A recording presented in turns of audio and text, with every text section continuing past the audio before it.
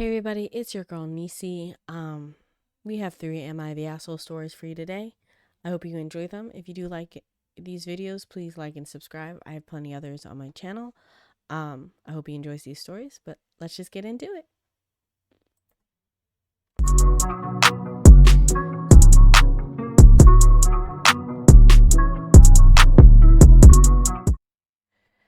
Okay, guys, the first story is Am I the butthole for ghost saucing my coworker who always steals my lunch? This is by No Ear 5692. If you want to read it for yourself, the link is in the description.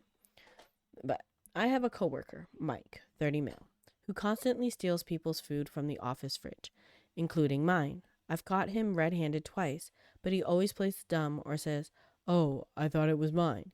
HR has done nothing since there's no quote unquote proof, and it's not worth escalating further.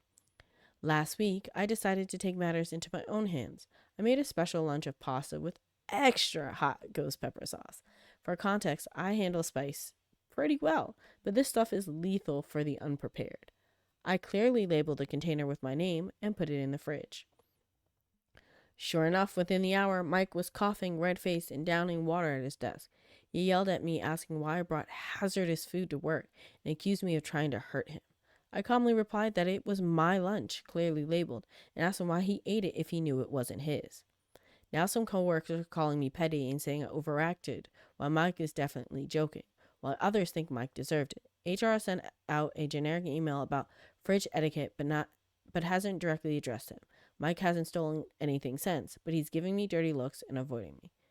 Am I the butthole for spicing my lunch? Not the butthole. Not at all. Bruh, your food is your food. You didn't cook it for somebody else. You cooked it for yourself. And how dare they think that, they have privileges that they don't have. You definitely did it. You ate it. You cooked your food for yourself. You packed your lunch. And every single day you pack your lunch. Every single day you go hungry because somebody else decides to eat your food. Not the butthole. Not at all. You Gucci, mama dude. You Gucci. 100% applaud that you stood up for yourself. I really think that you, as a whole, have done the right thing. It's a little petty, yes, but it's a good petty. It teaches somebody their lesson without killing them. Would I've used ghost pepper? Probably not, but little spice on there for them. But good on you, OP. I'm very, very, very proud of you. Very proud of you. Okay. The next story we have is Am I the butthole for telling my husband's dad and dad's wife that I will not change our daughter's name because it hurts the wife's feelings?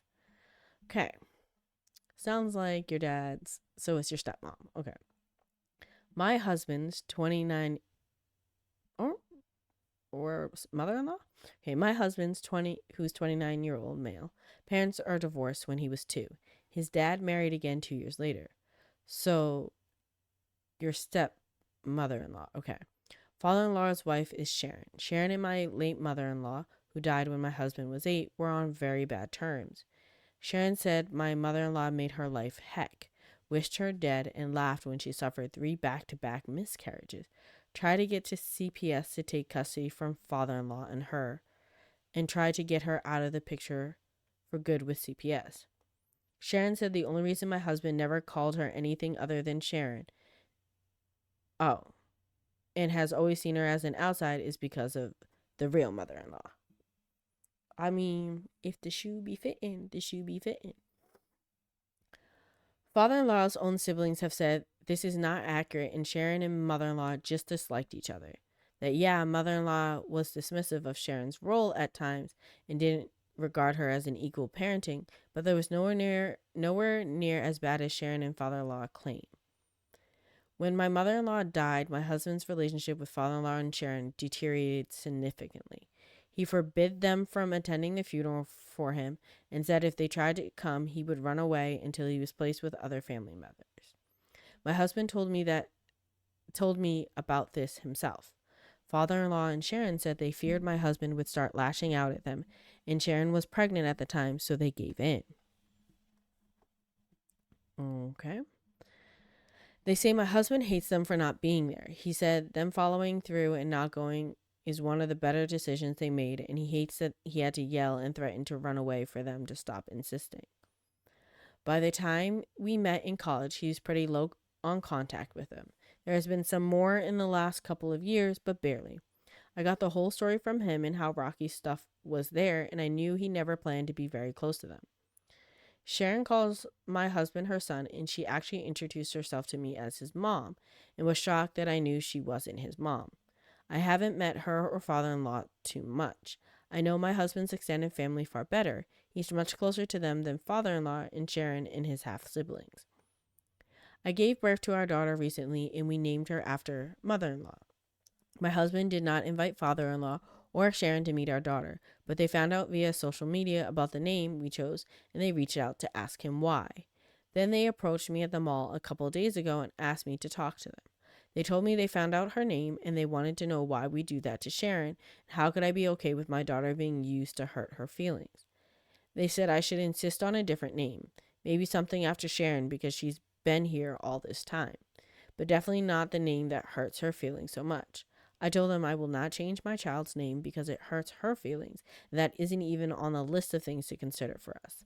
I didn't want to hear more, so I left, but we're getting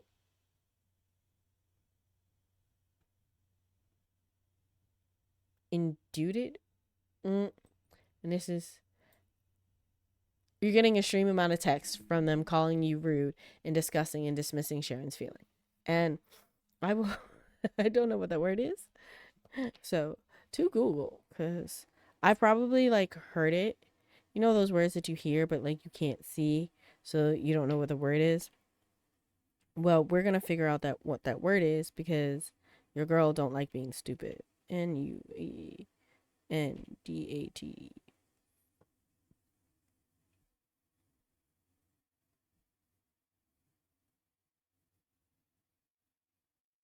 So you meant flooded, which is nice, but I need to know. Let's see.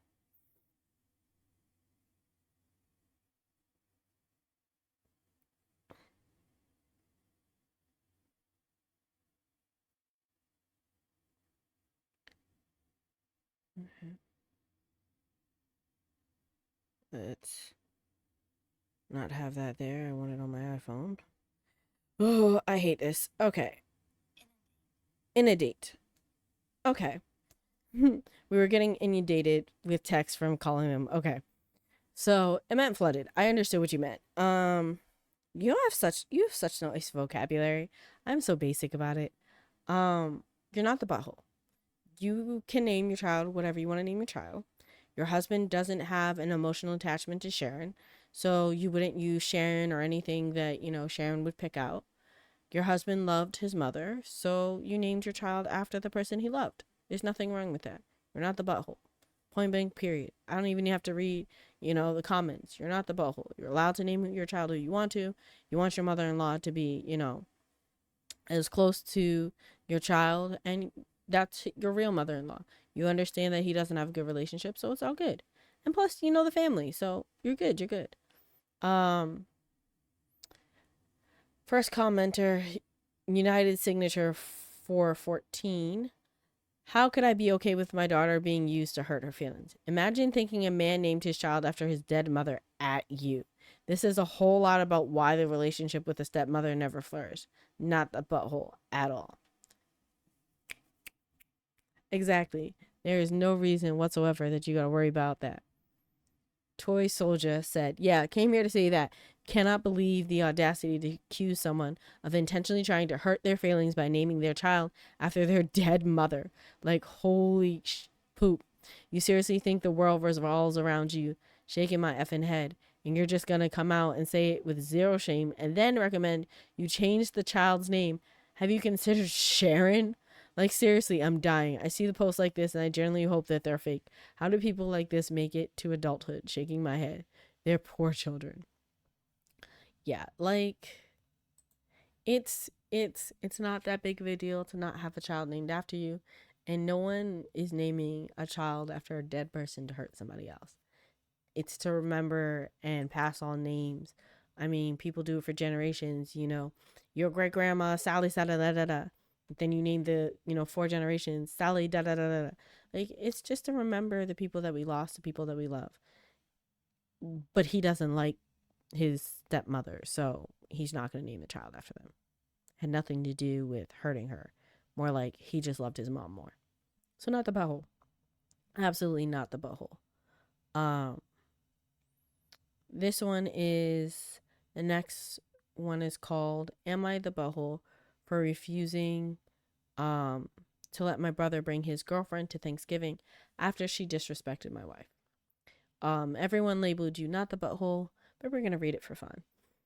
I, 31 male, am married to Lily, 30 female. My brother, Josh, a 29-year-old male, recently started dating Lindsay, a 27-year-old female. Recently started dating. Already can see this going bad. Okay. While she's been polite at family events, Lily feels Lindsay has made some passive-aggressive comments. Okay.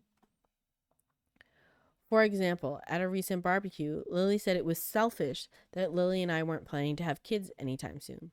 Lily felt uncomfortable, but I didn't say anything at the time. Another incident happened at a family dinner when Lindsay remarked, I'm surprised you two are so happy without kids. You must be really good at being selfish. Lily was hurt by that comment, and it made her feel like Lindsay was judging our life choices. Most recently, at a birthday party, Lindsay made a comment about Lily's career, saying, It's cute that you're working part-time with no kids, while Josh and I are really focusing on our careers. Lily was annoyed, but didn't say anything because she didn't want to start drama. Thanksgiving is at our house this year, and when Josh asked if he could bring Lindsay, I told him I'd prefer if she didn't come. I explained that some of her comments had made Lily feel disrespected, and I don't want that to ruin the holiday. Josh got upset and said I was being petty. He argued that I was overreacting and that Lindsay was just being honest, but I stood my ground. Now Josh says that he won't come if Lindsay isn't invited, and my parents are caught in the middle. My mom thinks I'm being too harsh, but I feel like I'm just standing up for my wife. Am I the butthole for refusing to let my brother bring his girlfriend to Thanksgiving? No. No. You are not the butthole. You are not the butthole in any shape or fashion. I think that, you are doing right by your wife. First of all, it's a new girlfriend. So, yeah, she's been to family events, but you have the right to stand up for your wife, definitely against a new girlfriend. That's A. B, Josh is so infatuated in the honeymoon stage that he doesn't see the bad things. So, good on you for standing up for your wife. Good on you for setting a boundary. And then on top of that, you have the right to tell people that you don't want in your home to not be in your home. Point blank, period. You don't have to justify it. If she was really, really sweet and, nice to everybody and everyone liked her and you just said, you know what, I just wanted this to be a family only event, cool. It's not like they're engaged. It's not like they've been in a long-term relationship. They're brand new. You have the right to not want him in the house. So don't have him. Right to have her not in the house. So don't have her there. And if Josh won't come, then Josh won't come. That doesn't make you a butthole. That just eliminates any drama further, in all honesty. But they've already announced you're not the asshole, so you're not. Congratulations on maintaining boundaries. Well, that is it, everyone. That's our 3 Reddit stories. I had so much fun reading these. These ones are kind of, chill, not too much drama here and there. Let me know if you guys like the videos. So give it a thumbs up or, subscribe to the channel. Shout out to the people who have subscribed. I think I have 17 subscribers right now. I have over 700 views, so I really enjoy that. So thank you guys for stopping by. Till next time, it's your girl Nisi. Bye.